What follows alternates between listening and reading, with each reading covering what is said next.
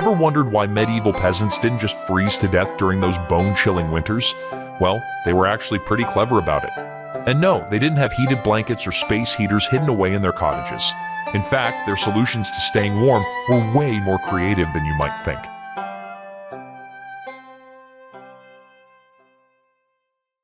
Let's talk about their houses first. Now, I used to think medieval peasants just threw together some wooden shacks and called it a day. Boy, was I wrong. These folks were basically the original underground living enthusiasts. They dug their houses about 2 to 3 feet into the ground, which might not sound like much, but it's basically like building your house in a shallow swimming pool. Except instead of keeping cool, they were trying to stay warm. And it worked. Recent archaeological studies showed these partially sunken houses stayed about 10 degrees warmer than surface dwellings during winter months. You know how your parents always yell at you for leaving the front door open because they're not trying to heat the whole neighborhood? Medieval peasants took that energy-saving mindset to the extreme. Their windows were tiny. We're talking barely bigger than your head tiny. And those low ceilings weren't just because medieval people were shorter, though they were. It was all about keeping the heat where they wanted it, inside. Medieval peasants used something called wattle and daub to insulate their homes. Now, before you get excited, wattle isn't some cute medieval animal. It's basically a bunch of twigs woven together like a massive basket. And daub? Well, it's a delightful mixture of clay, straw, and, wait for it, manure. Yes, they literally put poop in their walls. The next time your room smells a bit funky, just remember, at least your walls aren't made of medieval composting material. Though I have to say, these walls were surprisingly effective. Archaeological experiments have shown they provided insulation comparable to a modern wall with basic fiberglass insulation. The winner of medieval heating was the central hearth. This wasn't just any old fireplace, it was the medieval equivalent of a combination microwave, heater, and social media hub all rolled into one. Located right in the middle of the house, it did everything from cooking their meals to keeping them warm, and it was where all the hot gossip about whose ox ran away with whose cow was shared. Recent archaeological digs have uncovered some fascinating stats about these hearths. In a typical peasant house from around 1300, the central hearth could maintain temperatures between 50 to 60 degrees Fahrenheit, even when it was freezing outside. That might sound chilly to us modern folks who cry when the thermostat drops below 72 degrees Fahrenheit, but for medieval peasants, it was practically tropical. They are geniuses on how they designed their single-room homes. Everything was strategic, from the placement of sleeping areas as far from drafts as possible to the angle of the roof steep enough to shed snow, but not so steep that the thatch would slide off. It was like a medieval version of feng shui, except instead of arranging furniture for good luck, they were arranging it so they wouldn't wake up as human popsicles. Archaeological evidence shows they even oriented their houses to face the sun's path, maximizing natural heat during winter days, and something that would make modern architects scratch their heads. These houses were actually designed to be a bit smoky inside. The smoke from the hearth would rise and help create an insulating layer near the ceiling, while also protecting the thatch roof from insects and rot. Sure, it probably wasn't great for their lungs, but when you're trying not to freeze to death, a little smoke is the least of your worries. Studies of preserved medieval roofs show that this smoky environment actually doubled the lifespan of thatched roofs. Some clever archaeologists recently found evidence that peasants would actually modify their homes seasonally. In autumn, they'd patch up any holes in the walls with fresh daub and add extra layers of thatch to the roof. They'd even hang old blankets or animal skins on the walls for added insulation. Medieval tapestries for the common folk, if you will. And unlike our modern homes where every room has a different temperature, these single-room houses were surprisingly efficient at maintaining consistent warmth. But perhaps the most impressive thing about medieval housing wasn't just the architecture. It was how these techniques evolved over centuries of trial and error. Each generation added their own little improvements, like a really slow game of architectural telephone that lasted hundreds of years. Archaeological evidence shows that houses from the early medieval period, around 800 AD, were much simpler. But by the 1300s, they had developed into these surprisingly sophisticated warm-keeping machines. Some of their heating solutions were actually better than what we use today. Those thick, breathable walls of wattle and daub were fantastic at regulating humidity and preventing mold, something our modern drywall isn't always great at. And their steep thatched roofs, they were perfect for handling heavy snow loads, way better than some modern flat-roof buildings that collapse after a big snowstorm. But living in a medieval house wasn't all cozy fires and clever design. The smoke from the hearth would make your eyes water. The roof needed constant repairs, and there was always the chance that a stray spark could set the whole place ablaze. But hey, at least you didn't have to worry about paying the heating bill or programming a smart thermostat. Speaking of daily life in these houses, you wouldn't believe the incredibly precise schedule medieval families followed to make the most of their home's features. Their daily routine was like a perfectly choreographed dance, timed exactly with the sun's movement and the day's temperature changes. You'd think medieval peasants just woke up whenever they felt like it and went about their day randomly, right? Wrong. Their schedule was so precise, it makes my attempts at time management look like a toddler trying to organize a birthday party. The golden hours were between 10 a.m. and 2 p.m., what medieval folks called high sun. This wasn't because they were late risers who enjoyed sleeping in. No, this 4-hour window was when temperatures peaked, and everyone in the village coordinated their most important work during this time. Manor court records from 1267 show that villages actually fined people who didn't stick to these communal work hours in winter. Talk about strict scheduling. And you thought your school's tardy policy was harsh. One village in northern England even had a system where repeat offenders had to donate extra firewood to the community stockpile.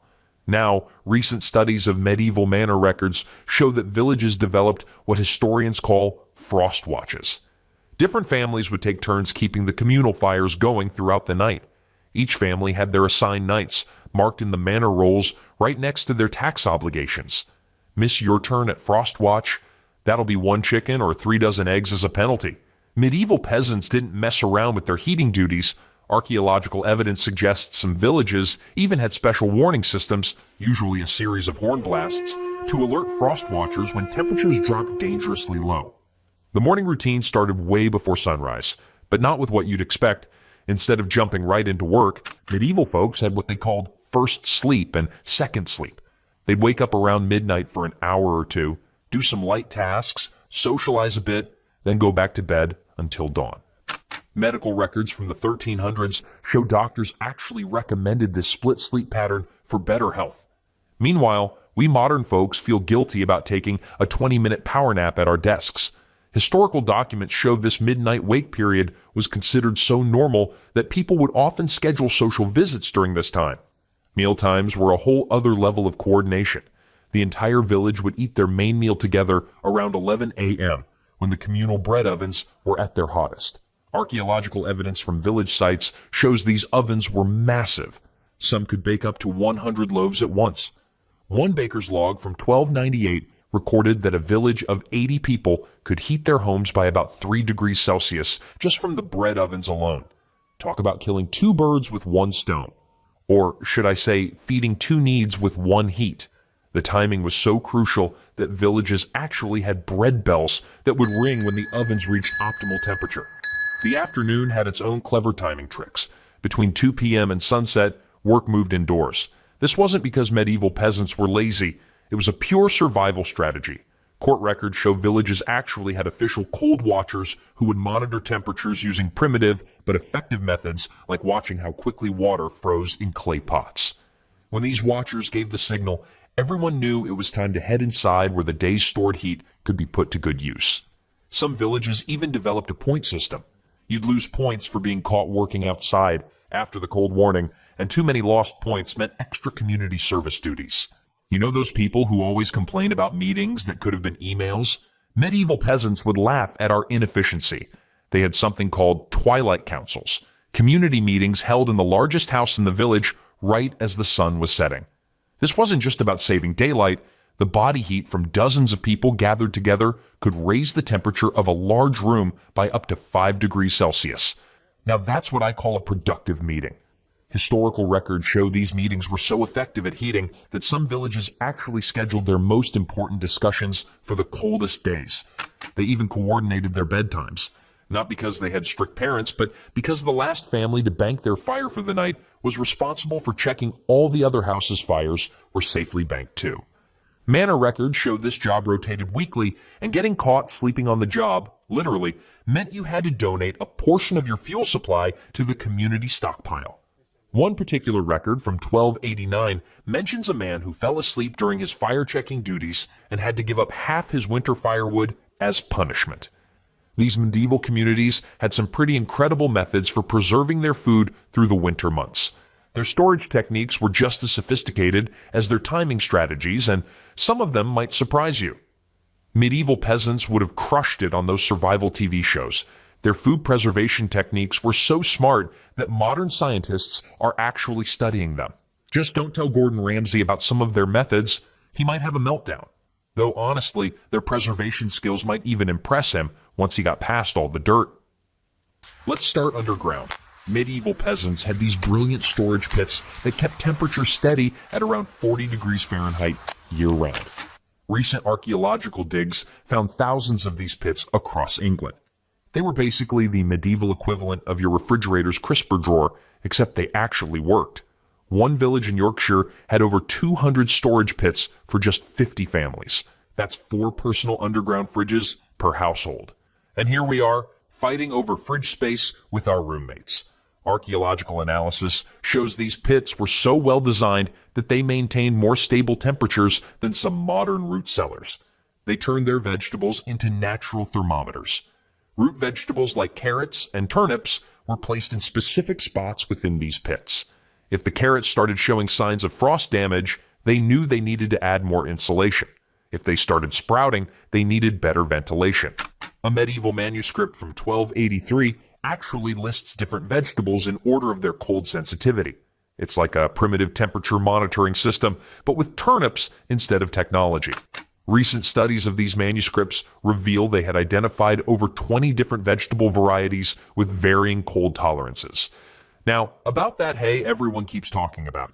Medieval peasants didn't just use it for their animals, they wrapped their houses in it like a giant winter coat. But the genius move is that they stored this insulating hay in layers around their food storage areas. Archaeological evidence from a 13th century village shows they created what scientists now call thermal gradient zones. Each layer of hay reduced the temperature fluctuation by about 2 degrees Celsius. 3 layers of hay meant your food storage stayed 6 degrees more stable. Not bad for people who never took a physics class. Modern experiments recreating these methods have shown they're nearly as effective as some modern insulation materials.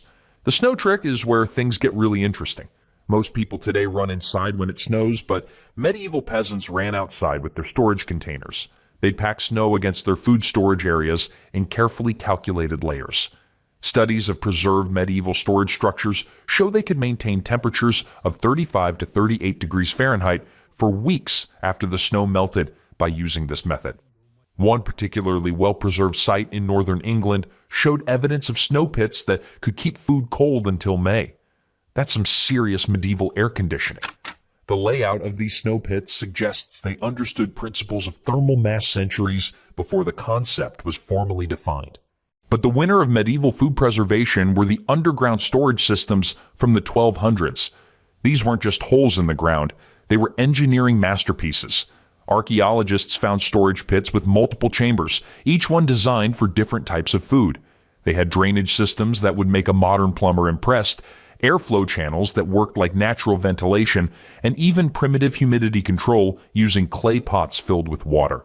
Analysis of soil samples from these pits shows they maintained humidity levels between 85 to 95%, perfect for long-term vegetable storage. Some of these storage systems were so effective that when archaeologists excavated them in the 1960s, they found preserved seeds that were still viable after 700 years.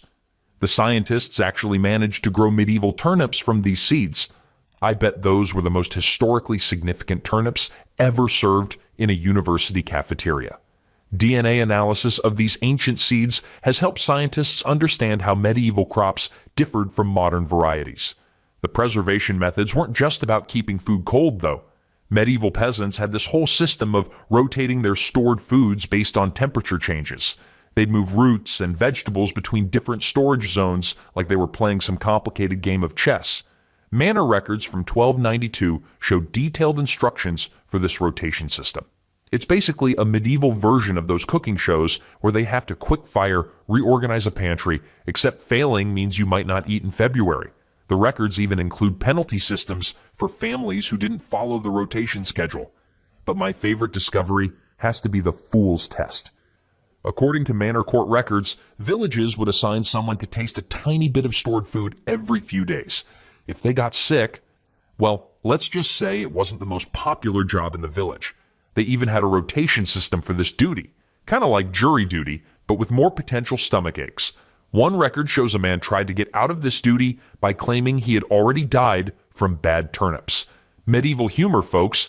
Historical documents suggest this testing system actually saved many villages from foodborne illnesses during harsh winters. These preservation techniques weren't just random lucky guesses. Manor records show they kept detailed notes about what worked and what didn't, passing this knowledge down through generations. We found preservation guides from the 1200s that read like scientific journals, complete with observations about temperature, timing, and storage conditions. They might not have had thermometers, but they sure knew their stuff about keeping food fresh. All this careful food preservation meant they needed some serious cooking skills to turn their stored ingredients into actual meals. And let me tell you, what they did with these preserved foods in their medieval kitchens would put some modern cooking shows to shame. The science behind medieval food was absolutely genius. These people were professional calorie counters before it was cool. Except instead of trying to lose weight, they were trying not to freeze to death. And they were surprisingly good at it. Medieval doctors actually prescribed specific foods for winter survival. Records from the 1300s show they recommended eating between 4,000 to 5,000 calories daily during the coldest months. That's more than what Olympic swimmers eat today. But here's the catch. They had to get those calories from food that could last through winter without spoiling. My local supermarket can barely keep bananas fresh for a week, but these folks had winter food storage down to a science. Medical texts from the period show they understood the connection between caloric intake and body temperature with remarkable accuracy. The star of medieval winter cuisine was pottage, a thick stew that stayed simmering in the pot for days, sometimes weeks. Every time someone got hungry, they'd just throw more ingredients in. It was like the world's longest-running crock-pot meal. Archaeological analysis of medieval cooking pots shows traces of meals that kept going for up to 3 weeks. Modern food safety inspectors would have a heart attack, but medieval peasants had figured out that the constant simmering actually killed harmful bacteria. Recent studies of these cooking methods show they were surprisingly effective at maintaining food safety. The magic happens when they know how they layered flavors and nutrients. Manor records from 1286 show a village near York had specific rules about pottage ingredients. The bottom layer had to be root vegetables for steady energy. The middle layer needed beans or peas for protein, and the top layer was whatever grains they had left for quick energy. It was basically a medieval food pyramid in a pot. Scientists studying these recipes found they provided a perfect balance of complex and simple carbohydrates for sustained energy throughout the cold days.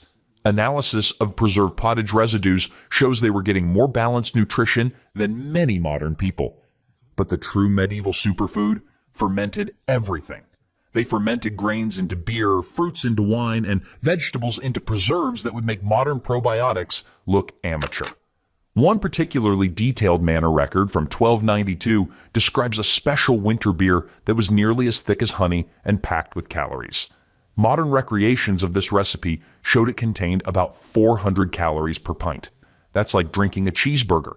The fermentation process also created B vitamins that helped them fight off winter illnesses. Laboratory analysis of recreated medieval fermented foods shows they contained up to 10 times more probiotic strains than modern fermented foods.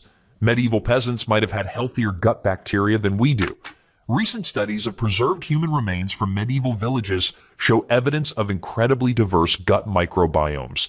All that fermented food and whole grain bread actually gave them better digestive health than many of us have today. Take that, modern kombucha fans. Scientists have identified over 50 different beneficial bacterial strains in medieval gut samples that are rare or absent in modern populations. The bread they ate wasn't anything like our fluffy white bread either. Medieval winter bread was dense, dark, and usually slightly fermented. Archaeological evidence shows their grain mills were terrible at removing bran and germ from wheat, which accidentally made their bread way more nutritious than modern white bread. One loaf of medieval bread contained more fiber than a modern person eats in 3 days. Sure, it was probably hard enough to use as a weapon, but it kept them alive through winter. Chemical analysis of preserved bread samples shows they were getting up to 40% more nutrients from their bread than we get from modern whole grain bread. They even had specialized winter versions of common foods. Scientists studying medieval recipes found they would deliberately overcook some grains to make them more digestible and calorie-dense. A porridge recipe from 1278 specifies cooking the grains until they're soft as child's teeth.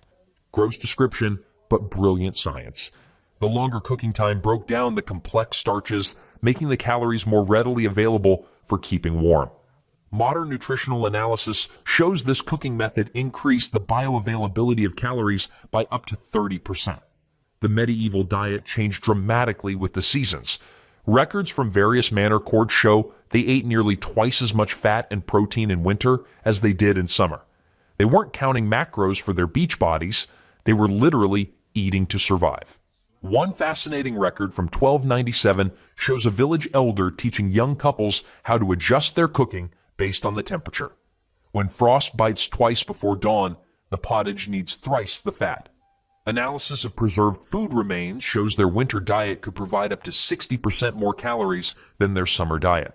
They also timed their meals based on digestion science. Manor records show specific winter eating schedules. The biggest meal at dawn when they needed energy to warm up, another large meal at midday to keep the heat going, and a smaller meal before bed to fuel overnight warmth. They understood food-generated body heat better than some modern nutritionists. Studies of medieval meal timing show it was nearly perfectly aligned with our modern understanding of chronobiology and metabolic efficiency. With all this focus on high-calorie foods and staying warm, you might wonder how medieval peasants managed to get any rest in their crowded houses. Well, their sleeping arrangements were just as scientifically thought out as their diet. Modern parents freak out when kids crawl into their bed, but medieval families took shared sleeping to a whole new level. Archaeological evidence from the 1250s shows entire families, we're talking up to 6 people, sharing what was basically a wooden platform with some straw on it. And you thought your twin-size college dorm bed was cramped. Recent analysis of medieval household records suggests these tight sleeping quarters might have actually helped medieval families survive temperatures that would have killed people sleeping separately. In fact, studies show the combined body heat in these shared beds could raise the local temperature by up to 8 degrees Celsius. They didn't sleep flat on their backs like we do today. Archaeological research of medieval bed platforms shows they slept semi-reclined, almost like they were in a comfy chair. Scientists studying this position found it was actually brilliant for heat conservation. It reduced the surface area exposed to cold air by about 30% compared to lying flat. Plus, it made it easier to pack more people into the sleeping space. Medieval problems required medieval solutions. Studies of preserved bed platforms show wear patterns consistent with this semi-reclined position, suggesting it was the standard sleeping posture for centuries. Modern sleep researchers have even found this position might have helped prevent some respiratory problems common in cold weather. Recent studies of manor court records revealed something fascinating about these sleeping arrangements. Villages actually had official sleep inspectors who would check that families were using their bed space efficiently during the coldest months. One record from 1289 shows a family getting fined for spreading out too much in their bed platform. Apparently, gaps between sleepers were considered a waste of precious warmth. Talk about strict bedroom rules. The fines could be pretty steep too. One family had to give up a whole week's worth of firewood as punishment for inefficient sleeping arrangements. These sleep inspectors even carried measuring rods to ensure proper spacing between sleepers. The bed platforms themselves were engineering marvels disguised as simple furniture. Archaeologists studying preserved medieval beds found they were built with multiple layers of insulation. The bottom layer was usually packed straw and changed seasonally, followed by a layer of wool when they could afford it, and topped with whatever fabrics the family owned. But what's clever is that they angled these platforms at precisely 15 degrees. Modern thermal analysis shows this angle created perfect air circulation while minimizing heat loss. These people were basically sleep scientists. Recent reconstructions of these beds have shown they maintain temperatures up to 12 degrees Celsius warmer than flat sleeping surfaces. The layered construction also helped prevent drafts, with each layer reducing air movement by approximately 40%. Getting the bedding arrangement wrong could be a serious problem. Manor records from 1250 to 1350 show multiple cases of families being relocated to the communal hall during extreme cold snaps because they failed to maintain proper sleeping conditions.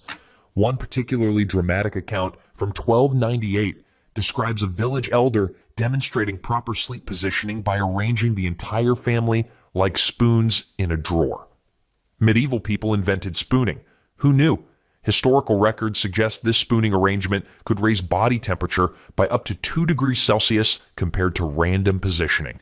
Scientific analysis of shared body heat distribution shows this arrangement was nearly perfect for heat retention. The height of the bed platform mattered too. Archaeological evidence shows they built these platforms exactly 18 inches off the ground. This wasn't random. Modern environmental studies show this height kept sleepers above the coldest layer of air that settled at floor level, while still benefiting from rising heat from any animals kept below. Some particularly clever households even built their bed platforms directly above the cattle pen, medieval underfloor heating at its finest. Temperature measurements in reconstructed medieval houses show this elevation could mean a difference of up to 5 degrees Celsius. The platforms were also slightly tilted toward the center, creating a subtle bowl effect that kept everyone from rolling out while sleeping. It's also impressive how they scheduled sleep. Unlike today, where everyone just crashes whenever they feel like it, medieval families coordinated their sleep positions throughout the night. The youngest and oldest family members who needed the most warmth started in the middle of the group. As people got up for their various night duties, checking the fires, tending to animals, or the infamous first sleep activities, they would rotate positions to maintain optimal heat distribution. It was like a complex dance choreography, except everyone was unconscious. Manor records actually include detailed diagrams showing these rotation patterns and schedules. Those warm bodies needed proper clothing to make the most of their shared sleeping space, and medieval people had some pretty sophisticated fashion solutions. Forget everything you've seen in medieval movies. These people weren't running around in thin tunics during winter. The real medieval fashion scene would shock modern designers. For starters, they never washed their winter clothes. Before you say gross, there was actual science behind this decision. The natural lanolin in wool acts as a waterproofing agent, and washing removes it. One medieval text from 1267 specifically warns, "A clean wool cloak is a cold wool cloak." Medieval people understood chemistry without knowing what chemistry was. Modern lab tests on preserved medieval garments show unwashed wool clothing retained up to 40% more water resistance than washed versions. Wool was the superstar of medieval winter wear. Archaeological evidence shows they didn't just wear one layer of wool, they wore up to 5 layers. Each layer was processed differently to serve a specific purpose. The innermost layer was soft and thin, while outer layers were progressively thicker and coarser. Scientists studying preserved medieval clothing found this layering technique created air pockets that trapped heat more effectively than modern polyester. Tests show a typical medieval winter outfit could maintain body heat for up to 6 hours in freezing temperatures. Analysis of the weaving patterns reveals they even adjusted the direction of the wool fibers in each layer to maximize insulation. But it gets interesting when they stuff their clothes with dried moss and straw. Recent analysis of preserved clothing from the 1300s shows traces of over 12 different types of moss used for insulation. Each type had different properties. Some were naturally antimicrobial, others were better at trapping air. Manor records even show villages had designated moss collectors who knew exactly which types to gather. One record from 1292 describes a heated argument between 2 villages over access to a particularly good moss gathering spot. Medieval people literally fought over moss. That's how important it was. Scientific analysis of these moss varieties shows some had insulation properties comparable to modern synthetic materials. The really impressive thing is in how they treated their winter clothes. They'd rub them with animal fat, usually sheep or deer, to increase water resistance. Lab tests on recreated medieval clothing shows this treatment was surprisingly effective. It could repel water for up to 4 hours in heavy rain. They also discovered that mixing certain types of tree sap with the fat made it even more water resistant. A medieval recipe from 1285 specifies mixing pine sap with sheep fat in exact proportions that modern scientists say is nearly identical to modern waterproofing formulas. Recent experiments show this mixture could maintain its water-resistant properties for up to 3 months before needing reapplication. Linen undergarments were the medieval equivalent of high-tech base layers, but only wealthy peasants could afford them. Instead, most people used this trick of weaving their innermost wool layer with nettle fibers. Modern textile analysis shows this created a fabric that wickeded moisture away from the body almost as effectively as modern synthetic materials. It was itchy as anything, but it kept you dry and warm. One medieval writer complained about the eternal itch of winter clothes, but noted it was better than freezing. Laboratory tests indicate these nettle wool blends could wick moisture at 80% the efficiency of modern performance fabrics. Every piece of medieval winter clothing had a specific purpose. Take their weird-looking hoods, for example.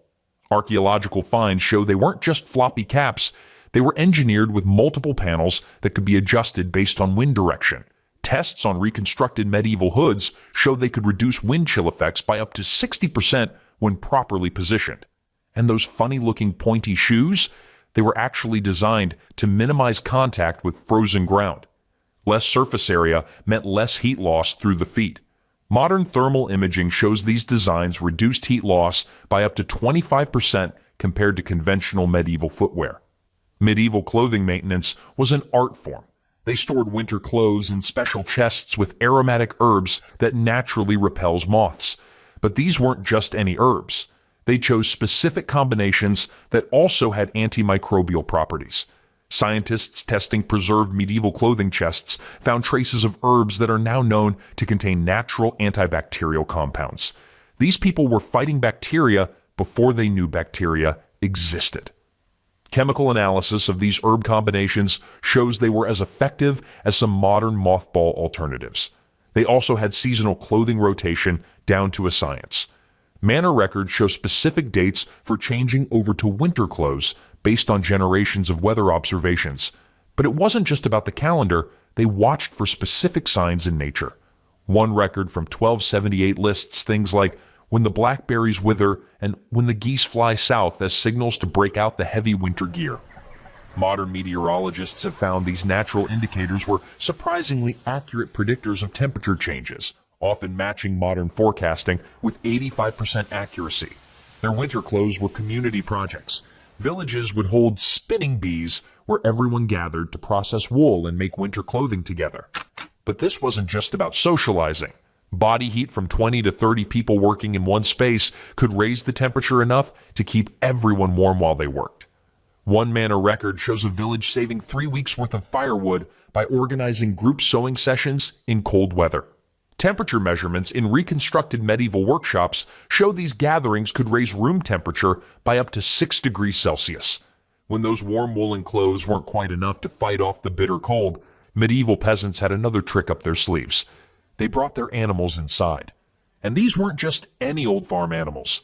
A single cow could raise the room temperature by 2 to 3 degrees Celsius. That might not sound like much until you realize most medieval families kept 3 or 4 cows inside during winter. Add in some sheep, chickens, and maybe a pig or two, and suddenly you've got a pretty cozy setup. Researchers studying medieval housing layouts found that strategic animal placement could create temperature increases of up to 10 degrees Celsius. Modern thermal imaging of recreated medieval homes shows these temperature gains could last for up to 12 hours at a time.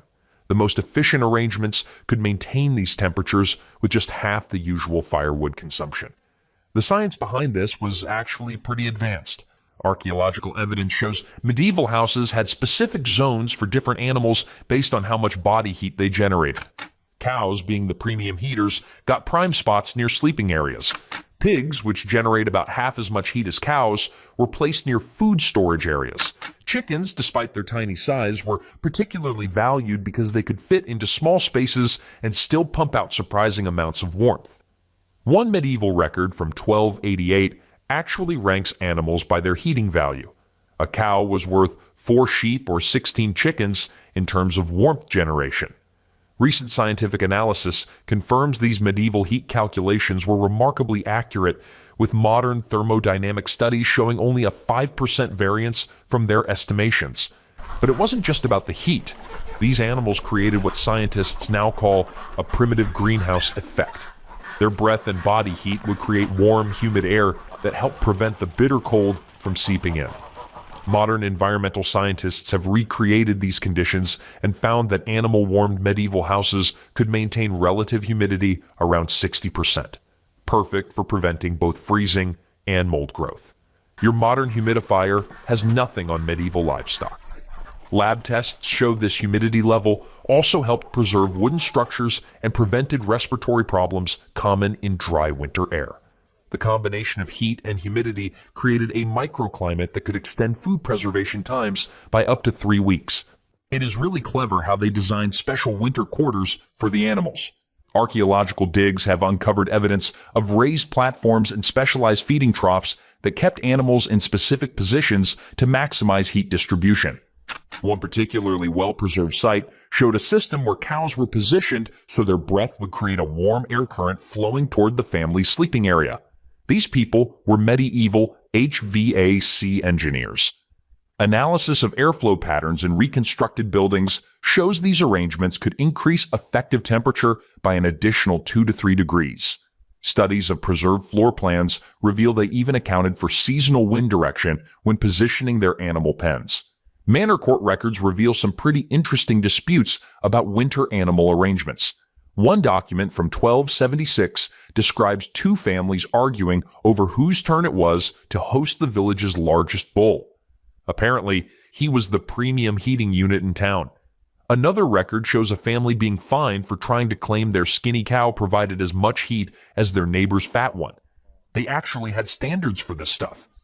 Court records include detailed testimonies from animal heat assessors who would evaluate livestock for their warming potential. These assessors developed a sophisticated scoring system based on animal size, age, and health that modern researchers find remarkably consistent with actual heat output measurements. The arrangement wasn't just random either. Scientists studying medieval floor plans found they positioned animals to create convection currents that would circulate warm air throughout the house. The animal's body heat would cause the air to rise, creating a natural circulation system. Tests in reconstructed medieval houses show this system could maintain temperatures above freezing even when it was minus 10 degrees Celsius outside. No wonder these arrangements were taken so seriously. They were literally life-saving. Modern airflow studies have revealed these medieval designs achieve 70% of the efficiency of modern passive heating systems. Some particularly well-designed houses could maintain stable temperatures for up to 18 hours without additional fuel. But keeping animals inside came with its own challenges. Medieval people developed sophisticated waste management systems that would impress modern farmers. They used layers of straw and ash to create composting floors that absorbed animal waste while generating additional heat through decomposition. Recent analysis of preserved medieval floor layers shows this system could add another 1 to 2 degrees of warmth to the house. Talk about making the best of a smelly situation. Chemical analysis of these floor layers reveals they also produce natural antiseptic compounds that helped prevent disease. The layered composting system created a self-sustaining cycle that provided both heat and fertilizer for spring planting. The animals also needed to be fed and watered without letting all the warm air escape. Archaeological evidence shows they developed clever feeding systems using chutes and hatches that minimized how often doors needed to be opened. One particularly innovative design from a 1290s house shows a rotating feed box that could be loaded from outside and turned inward. Medieval people invented the pet door. Testing of reconstructed feeding systems shows they reduced warm air loss by up to 60% compared to conventional door opening. Energy efficiency studies indicate these medieval designs were nearly as effective as modern airlock entry systems. Some villages even had specific rules about which animals could be kept inside based on house size and family numbers. Manor records show calculations for optimal animal warmth ratios. They figured out exactly how many animals could comfortably fit in a space while providing maximum heat benefit. One record from 1295 specifies that a family of 5 needed at least 2 cows' worth of animal heat to survive the winter. Modern thermodynamic calculations show these medieval estimates were surprisingly accurate, falling within 10% of current scientific measurements for animal heat generation. The most efficient households could maintain comfortable temperatures with just 60% of the livestock typically needed. With all these animals and people packed together in medieval houses, organizing the community became crucial for survival. Villages developed complex systems for coordinating everything from wood gathering to shared warming spaces. These people took winter preparation so seriously that archaeological evidence shows villages had designated frost wardens who started planning winter survival strategies in the middle of summer. The wood gathering system alone was a masterpiece of medieval logistics. Manor court records from 1285 show villages divided families into wood gathering teams based on their physical capabilities and the tools they owned. Each team had specific roles: the woodcutters, the stackers, and the haulers. But here's the brilliant part. They rotated these roles weekly to prevent anyone from getting stuck with the hardest jobs in the worst weather. Modern organizational psychologists studying these records say this rotation system was more sophisticated than some modern workplace schedules.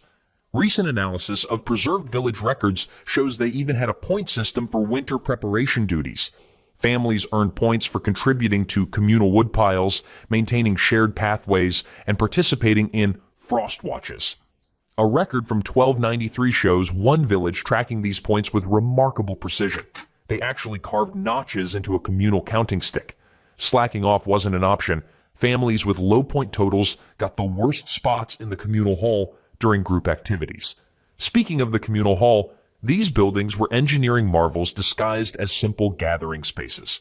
Archaeological excavations reveal they were strategically positioned to block prevailing winter winds for the entire village. One particularly well-preserved site from 1278 shows a hall designed with a double entrance system that created an airlock effect. These people invented the revolving door principle about 600 years early. Modern airflow studies show these designs reduced heat loss by up to 45% compared to single-entrance buildings. The frost watches themselves were like military operations. Teams of villagers would take turns patrolling through the night, checking on the elderly, maintaining communal fires, and monitoring temperature indicators. They used a fascinating system of marking the frost levels. Archaeological evidence shows they placed clay pots filled with water at different heights around the village. How quickly these froze told them exactly how cold it was getting at different elevations. Scientists testing this method found it was accurate within 2 degrees Celsius. But the real genius was in how they organized shared warming spaces. Villages didn't just throw open the communal hall and hope for the best. They had detailed schedules for group activities that maximized the heating efficiency of shared body heat. Manor records from 1296 show they calculated exactly how many people needed to be in the hall to maintain comfortable temperatures. One village even developed a rotation system where families would take turns hosting heat-sharing sessions, basically medieval block parties where the goal was to stay warm. Churches played a huge role too, but not just for spiritual comfort. Archaeological evidence shows medieval churches were designed with winter survival in mind. They had special warming rooms called calefactories, where the elderly and infants could stay during the coldest days. Analysis of church records shows these rooms were carefully managed. They even had designated warmth watchers who maintained optimal temperatures. Modern studies of preserved church architecture reveal these rooms could maintain temperatures up to 8 degrees Celsius warmer than outside, just from shared body heat and strategic design. The communal baking system was another stroke of medieval genius. Instead of each family firing up their own oven, villages coordinated massive baking days where everyone used the same ovens in sequence. Manor records show they figured out the exact order of baking that would maximize heat usage: breads first, then pies, then dishes that needed less heat. Scientists studying these records calculated the system saved about 60% of the fuel that would have been used if everyone baked separately. Every village had their own winter survival innovations too. One community invented a system of underground tunnels connecting important buildings, which archaeologists initially thought were for storage but turned out to be heated passageways. Another village developed a method of using hot rocks from the communal ovens as portable heaters. They'd wrap them in scraps of wool and distribute them to the elderly. The ingenuity of these solutions often depended on what resources each village had available. Modern research into medieval village organization has even uncovered evidence of early social welfare systems. Villages kept detailed records of families who might struggle in winter, the elderly, the sick, households with new babies, and organized support networks to help them. They weren't just being nice, they understood that the whole community's survival depended on protecting its most vulnerable members. All these community systems were a testament to medieval ingenuity. Their methods might seem primitive to us now, but they created something remarkable, a community where survival depended on everyone working together. Maybe they didn't have our modern technology, but they had something just as valuable, the understanding that staying warm was easier when everyone helped keep the fire burning.